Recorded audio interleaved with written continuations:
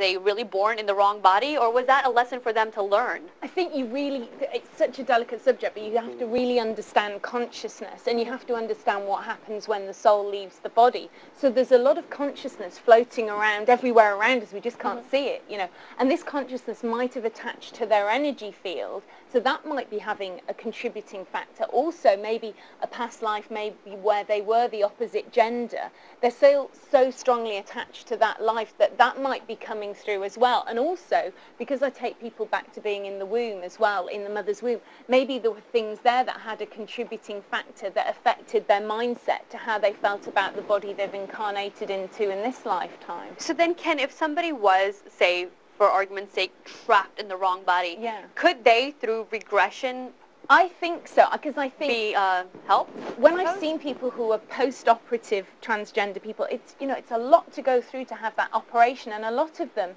it's a half measure. There's going to be many things that aren't going to be as they should be, and wouldn't it be wonderful if there was within potential an ability to go back and heal it from just your mind, so you could be happy in the body that was God-given to you, really, though. I mean, I think that would be a much better answer, but unfortunately there aren't that many people doing the work that I do, and we haven't planted that seed of thought within these transgender people that perhaps they could, because a lot of them are very happy, they love, the life that they have, and they want to have the operation. That's the problem, it's got to be the people who say, well, actually, I would love to be just dressed as a man or a woman, whatever gender I am, if there's a way that my mind can accept because they're being tortured by their mind, which must be really terrible. Very interesting. You're watching Broken Silence. We're asking the question, are we in charge of our destiny? We'll be back after this short break.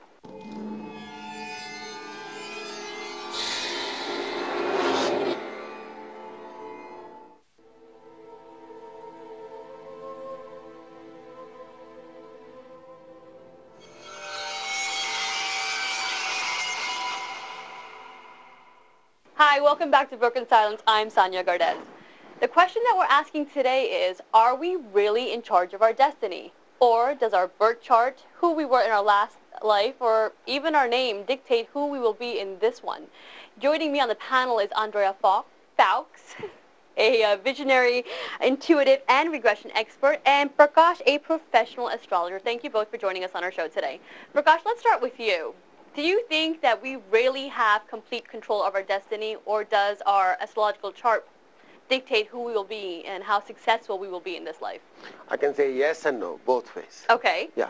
Well, there are two things in astrology. We call it Kismet and Karam. Kismet is our destiny, Karam is our action. Both are interrelated. It's not like you are blessed with a destiny, but there's no action involved. Then destiny won't give any its effect the way it should be given to you. You won't be recognized the way you should be recognized. You won't achieve that level of achievement what you deserve to achieve. That is purely based on your karma, your actions.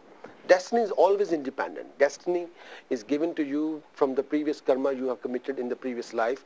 Those can be good, those can be bad. All those things. Well, can we do anything to change that karma? Yes, I mean, I know, Andrea, you said that we can. Yeah. But yes, karma is very important. Yes, we can balance it negative to positive, positive to negative. Yes, we can change it. Yes. So if we are certain South Asian religions believe heavily on recreation and karma, other religions do not. So if we have the belief that who we will be in our next life, or the quality of our next life is based on what we do in this life, in the now. Yes.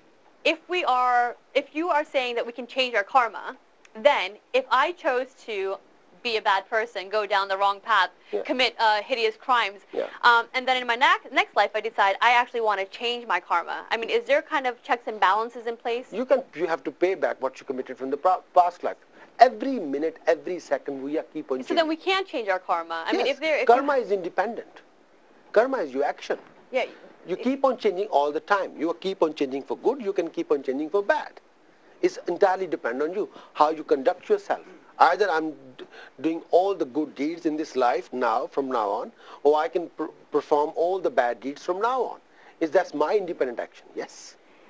Now, sorry, I suppose probably a good way to explain it is, relationships are endlessly fascinating for people. And, if you've had the freedom to marry the person you've chose to meet, or you've had the freedom to, create whatever relationships you want, and I see lots of people going, oh my God, why do I keep on always meeting these, terrible men or these terrible women? Yeah. No, you're creating that by something within your energy field linked to your collective karma is somehow creating these choices. So wouldn't you want to make better choices for yourself? But if you can understand that you own these people that you're drawing into your reality, if you can have that shift in consciousness to understand that you're not a victim of your life, you are a co-creator of your life. See, now I believe that. I mean, I do Yeah. believe that we are a co-creator, in our life, in our Yeah. reality, and what we experience. However, people that are watching and have the argument that, well, I'm a really good person.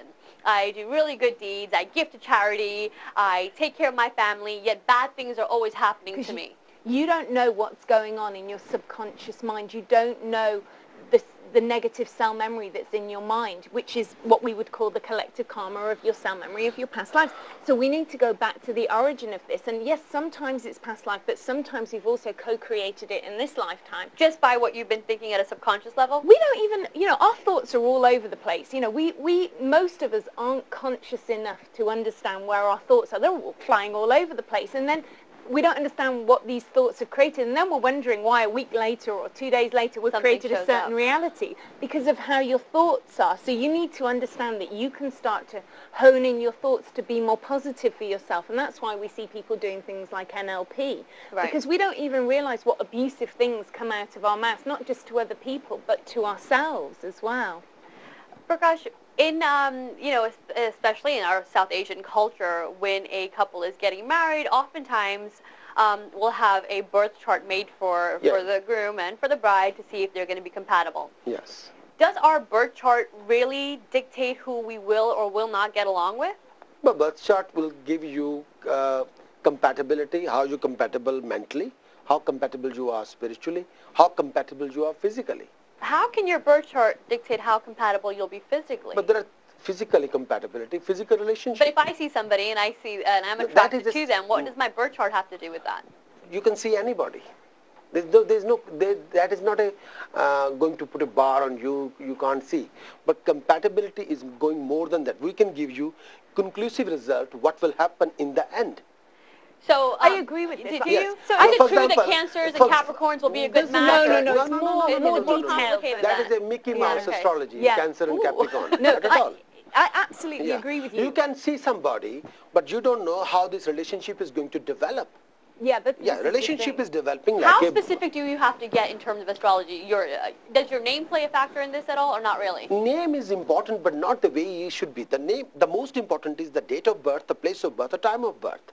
When you were born, we can create astrographical representation of the chart.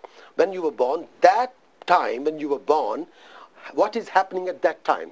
Where are the 12 signs?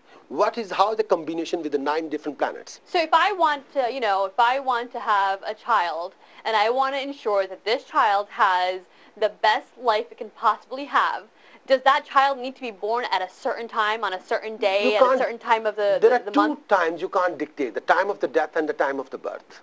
Yes. Of course, you can dictate the time to cesarean operation. Oh, if the C-section is there, I like to have a C-section on Thursday. Well, it's interesting that you say that, Prakash, because when we were putting the show together, we did find that people that rely heavily on birth charts and astrology are told by spiritual advisors that if you conceive your child in this week and you have your child on this day, then that child is going to be successful, it's going to have a happy, healthy marriage. So when that day comes and they are not in labor, it's induced. It's forcibly induced to ensure that this baby is born on this day. The date of the time of the death and the time of the birth is not going to dictate by an astrologer or any spiritual master. It's only dictated by Almighty God or the nature. Yes. Yeah. I think that's not right. Everything should be organic. You should organically create this child in the right way. It should be, but my point is that I agree with the fact that it should be organic. It should be natural. It should be the way it's going to be. Yeah. But when we take the belief in astrology and the emphasis on birth charts, especially within our culture, mothers who want to make sure that their child has the best potential for a successful life will then try to schedule a C-section for that day, or try to. The best thing